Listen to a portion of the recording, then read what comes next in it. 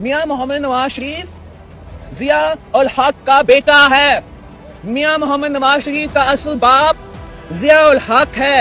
अगर हमने इंतखाबात के बाद इस जरदारी को लाड़काना कराची, पेशावर और लाहौर की सड़कों पे ना घसीटा तो मेरा नाम नवाज। और आज पूरे पाकिस्तान की तबाही और बर्बादी कर रही है ये औरत। आपसे ये लोग कैब छीन ली है, उसने आपसे आपका रोजगार भी छीन लिया है, और उसको मौका मिला तो वो पाकिस्तानी कौम को भूखा मार देगी। और अंग्रेजों के कुत्ते नहलाने वाले लोग हैं, अंग्रेजों के कुत्ते नहलाने वाले। वो घोड़ा ले आओ जो दूध पीता है, वो घोड़ा ले आओ जो मामलेट खाता है। गली गली में शोर है, गली गली में शोर है, नवाज शरीफ चोर है। अवन को शायद शादी की जरूरत नहीं है, जबकि ये मैं आपको बता दूं कि वो मर्द नहीं। इतने बेगैरत हो, इतने बेगैरत हो। भाई साहब, आपकी पीपल्स पार्टी तो कहीं नजर नहीं आती मुझे। इस मैदान में आ जाए। आप लड़ेंगे, आप तो जेल नहीं काट सकते। आपका तो शासी गुरु कहता है कि आपको मच्छर काटते थे। मुझसे पूछता हूँ, बाबा किस मुंह से जाओगे गालिब? शर्म तुमको मगर नहीं आती। क्या मुझे वो आंसू इनके याद नहीं है जो इनने रो रो के अपने जेलों में हालत की थी? कागजी शेर, ये सरदारी अनारी सब एक हैं, ये सब एक हैं। नून लीगी, पीपल्स पार्टी और इस्लाम के नाम पर सियासत करने वाली मुनाफिक पार्टियों के नादान और भोले वर्करों से मेरी गुजारिश है, खुदारा इन मुनाफिकों को पहचानो, इनके असल चेहरों को पहचानो। ये सिर्फ तुम्हारा नहीं, तुम्हारी आने वाली नस्लों के मुस्तकबिल बर्बाद कर देंगे। तुमसे पहले इन पार्टियों ने तुम्हारे बाप दादा को क्या दिया, पाकिस्तान को क्या दिया। कौमें इस तरह जिंदा रह सकती हैं, कौमें जिंदा रहती हैं, वो लड़ती हैं, मरती हैं, मेहनत करती हैं, बिहार के काम करती हैं, आगे बढ़ती हैं। बिल्कुल कौमें इस तरह आगे नहीं बढ़ती। हमें अपने पाँव पे अगर खड़ा होना है तो IMF का ये आखिरी प्रोग्राम होना चाहिए। अल्लाह ने आपको पहाड़ भी दिए हैं, आपको वसाइल भी दिए हैं, खजाने भी दिए हैं, मादनी आपको वसीले दिए हैं, बेशुमार आपको अरबों खरबों के मादनी वसीले दिए हैं आपको। मगर उसके लिए हमने आज क्या किया, आज तक क्या किया? एक ढेले की वहाँ से तांबा नहीं निकला, एक ढेले का वहाँ से सोना निकला, और अरबों खरबों पाकिस्तान तावान में अदा करते। कभी कौमें इस तरह बनती हैं। फिर ये कहते हैं जनाब कि हम मांग रहे हैं, और फिर पहले साल बाद भी अगर मांग रहे हैं तो फिर और क्या करते? ये की अपनी फितरत है, ना नूरी है ना नारी है। ये सारा हमारा अपना अमल, हमारा अपना किया धरा है। मैं बताऊँ आपको, अगर ये इतने काबिल होते तो पाकिस्तान आज तरक्की याफ्ता मुल्क होता, अपने हर शोबे में दुनिया के तरक्की याफ्ता मुल्कों के साथ दौड़ में शामिल होता। मगर ऐसा कुछ भी नहीं, क्योंकि ये इतने काबिल और एजुकेटेड नहीं हैं। इनके अंदर लीडरों वाली कोई भी सलाहियत मौजूद नहीं है। अगर होती तो पाकिस्तान 4 मौसमों के साथ पहाड़, रेगिस्तान, मैदान, जंगलात, ग्लेशियर, समुंदर, दरिया, इनके साथ साथ खुद के गैस के ज़खायर, तेल के ज़खायर, कोयले, चांदी, सोने, लोहे, पीतल, तांबा, कीमती पत्थरों के साथ 14 अक़साम के नमक और बेशुमार ज़खायर से माला माल है। फिर भी पाकिस्तान गरीब तरीन क्यों? क्योंकि इन नलायकों की सोच कभी भी पाकिस्तान का बेहतर मुस्तकबिल नहीं रही। इनकी सोच अपने कारोबार चमकाने, इक़्तिदार की भूख, VIP प्रोटोकॉल के मज़े लेने और अपने ख़ानदान को सहूलियात देने में लगी हुई है। इससे ऊपर इनके पास सोचने का दिमाग ही नहीं है। चलिए इनकी मुनाफ़क़त, इनके झूठ और इनकी आंखों धोखादही को समझते हैं। जो बेचारी बोली आवाम इस जदीद दौर में सोशल मीडिया के ज़माने में सब कुछ देख सुन कर भी नहीं समझ पा रही है। इस वीडियो का मकसद आपको इनकी मुनाफ़क़त और धोखादही से आगाह करना है। इसके लिए हम ज़्यादा पीछे नहीं जाएंगे, क्योंकि इसके लिए वीडियो ज़्यादा लंबी और कहानी और ज़्यादा ख़तरनाक हो जाएगी। नून लीग और पीपल्स पार्टी के रहनुमा हमेशा एक दूसरे पर कीचड़ उछालते रहे हैं, तरह तरह की गलाजत बकते रहे। नवाज शरीफ बेनज़ीर को पीली टैक्सी कहता रहा और इसने हेलीकॉप्टर से बेनज़ीर की बुरहाना तस्वीर भी फेंकवाई, और भी पीपल्स पार्टी पर तरह तरह के इल्ज़ामात लगाते रहे और सारी जिंदगी भुट्टो गद्दार कहते रहे। आपसे ये लोग कैब छीन ली है, उसने आपसे आपका रोजगार भी छीन लिया है, और उसको मौका मिला तो वो पाकिस्तानी कौम को भूखा मार देगी। हम ये बर्दाश्त नहीं कर सकते। ये लोग शहीद जियाउल हक का मुकाबला करेंगे।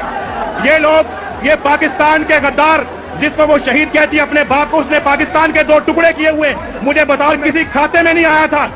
ट्रायल नहीं हो रहा, तुम उसकी कब्र के पीछे छुपकर अपनी चोरी और डकैती छुपाना चाहते हो। अगर हमने इंतखाबात के बाद इस जरदारी को लाड़काना कराची, पेशावर और लाहौर की सड़कों पे ना घसीटा तो मेरा नाम नवाज शरीफ है। और जरदारी, तुम्हें क्या पता कि कौमों की गैरत क्या होती है?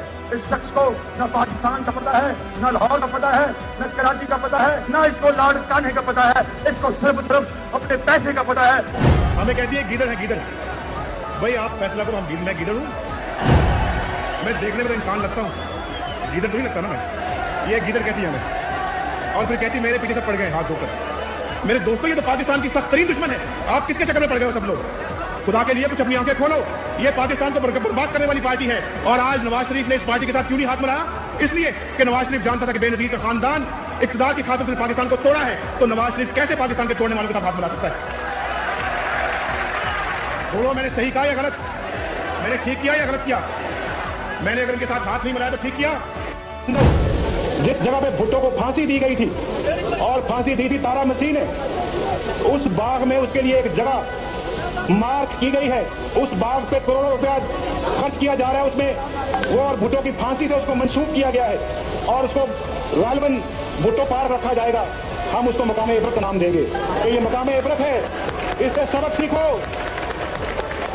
मकाम इबरत। और ये मुकाबला करेंगे जो कहते हैं रात को थोड़ी सी मैं कभी कभी पी लेता हूँ, उसकी औलाद हमारा मुकाबला करे। और पीपल्स पार्टी वाले नून लीग को नवाज शरीफ को ज़ियाउल हक का बेटा और इसकी पैदावार बोलते रहे, तरह तरह के इल्जामात लगाते रहे, लेकिन अंदर अंदर से ये सब एक थे और अभी भी हैं। मियां मोहम्मद नवाज शरीफ ज़ियाउल हक का बेटा है। मियां मोहम्मद नवाज शरीफ का असल बाप ज़ियाउल हक है। आप देख रहा है कि क्या हो रहा है इस्लामाबाद में।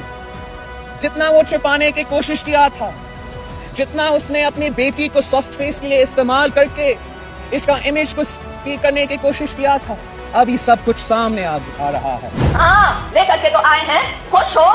घोड़े को ले आओ, उसको दूध पिलाओ, घोड़े को ले आओ। जैसे मैं आपको कह रही थी, वो घोड़ा ले आओ जो दूध पीता है, वो घोड़ा ले आओ जो मामलेट खाता है, वो घोड़ा ले आओ जो शहद खाता है। गली गली में शोर है, गली गली में शोर है, गली गली में शोर है, नवाज शरीफ चोर है, गली गली में शोर है, नवाज शरीफ चोर। और जब नवाज शरीफ आता है तो लूटता है। पहले उसने जाकर के पंजाब के अंदर कॉर्पोरेटिव्स जितने थे, ताज कंपनी जितने थे, उनके पैसे खा गए। अभी उसने जाकर के 14 अरब डॉलर पाकिस्तानी, ओवरसीज पाकिस्तानी और डोमेस्टिक पाकिस्तानी की हार्ड अर्न सेविंग्स खा लिए। उसने हबीब बैंक और मेहरान बैंक के अरबों रुपए खा लिए, और फिर लंदन गया और उधर अल तौफीक का पैसा भी खाने चाहता था। पाकिस्तान में अब तक किसी ने उसको सजा नहीं दी सबके पैसे खाने की। साहब, आपकी पीपल्स पार्टी तो कहीं नजर नहीं आती मुझे, इस मैदान में आ जाए। आप लड़ेंगे? आप तो जेल नहीं काट सकते। आपका तो सियासी गुरु कहता है कि आपको मच्छर काटते थे। उनसे पूछता हूँ, बाबा किस मुंह से जाओगे गालिब? शर्म तुमको मगर नहीं आती? क्या मुझे वो आंसू इनके याद नहीं है जो इनने रो रो के अपने जेलों में हालत की थी? कागजी शेर, ये सरदारी, अनारी, सब एक है, ये सब एक है। ये मौलवी को क्यों तकलीफ हो रही है आज? ये मौलवी साहब जो हमारी मुखालफत में हैं, जिनका नाम मौलवी नवाज शरीफ समझिए, कागजी शेर तब बबर शेर बने हैं जब हमने इनको आने दिया है। क्या सिंध भूल गई है जब ये यहाँ आए थे? क्या मुझे वो आंसू इनके याद नहीं है जो इनने रो रो के अपने जेलों में हालत की थी? मुझे याद नहीं, तुम्हें याद नहीं, पाकिस्तान को याद नहीं। किसको बेवकूफ बना रहे हो? किसकी बातें कर रहे हो? लोग कई कहते हैं जनाब नवाज शरीफ साहब जो है वो जरदारी साहब से मिले हुए हैं, उनको कौन समझाए? कौन समझाए? आप समझाएंगे उनको? ये कहते मैं समझाऊंगा, जरदारी के पास जाएंगे। ये अपनी अपनी बारियां लेते रहे, आवाम को पागल और बेवकूफ बनाते रहे, लेकिन बेचारी बोली आवाम इन मकरू चेहरों को समझने में अब भी कासर है।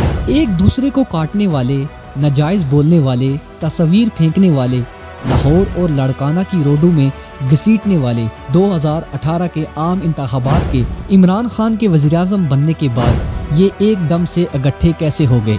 आप आवाम ने ये क्यों नहीं सोचा? आपने कहा था नवाज ज़ियाउल हक का बेटा है, आपने कहा था कि नवाज को जो ज़रदारी और इमरान भाई भाई है उनको ये सवालात, ये वो सवालात हैं,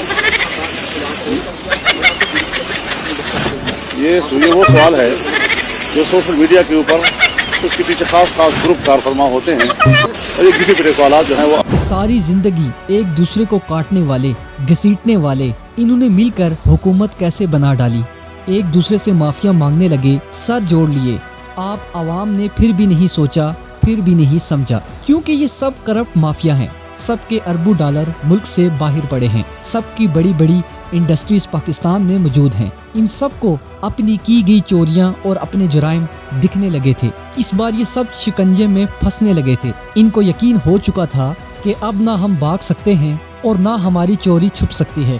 لیکن بات زیادہ لمبی کرنے کی بجائے صرف اتنا کہوں گا، ہر بار کی طرح اسٹیبلشمنٹ سے اٹھ کر کوئی مسیحا نکل کر ان کو کسی نہ کسی طرح بچا لیتا ہے، کیونکہ اسٹیبلشمنٹ کے ان دونوں پارٹیوں کے ساتھ اندرونی اور بیرونی دونوں طرح سے ان کے معاملات کمپرومائزڈ ہوتے ہیں۔ یہ اندر اندر سے سب ایک ہی ہیں۔ اس ملک کا مافیا اتنا طاقتور اور مضبوط ہے کہ کوئی بھی ایماندار اور مخلص لیڈر پاکستان کی ترقی اور خوشحالی کا سوچتا ہے تو یہ سب مل کر اس کی جڑیں کاٹنے لگتے ہیں، لیکن نہیں سمجھتی تو عوام نہیں سمجھتی۔ آپ سوچئے، غور سے سوچئے، کیسے یہ سب چور ڈاکو سزا یافتہ ہو کر جیلوں میں جاتے ہیں، باہر بھاگ جاتے ہیں، ملک بدر ہو جاتے ہیں اور ایک دم پھر سے سب ختم ہو کر پھر سے دوبارہ وزیراعظم کی کرسی کے امیدوار بن جاتے ہیں۔ 2018 میں عمران خان کی حکومت بننے سے پہلے یہ ایک دوسرے کو پاگلوں کی طرح کاٹ رہے تھے۔ جیسے ہی عمران خان اقتدار میں آئے، ان سب نے آپس میں سر جوڑ لیے اور پھر میں نے اور آپ سب نے دیکھا کہ چلتی حکومت کو ان سب لٹیروں نے مل کر عدم اعتماد تحریک لائی اور عمران خان کی حکومت کو گرا دیا۔ اور یہ سب جو کبھی دشمن بن جاتے ہیں اور کبھی دوست، ان سب نے مل کر ایک حکومت بنائی جس کو PDM کا نام دیا گیا، اور 1.5 سال کی حکومت میں انہوں نے پاکستان کی چلتی معیشت کا بٹا بٹھا دیا۔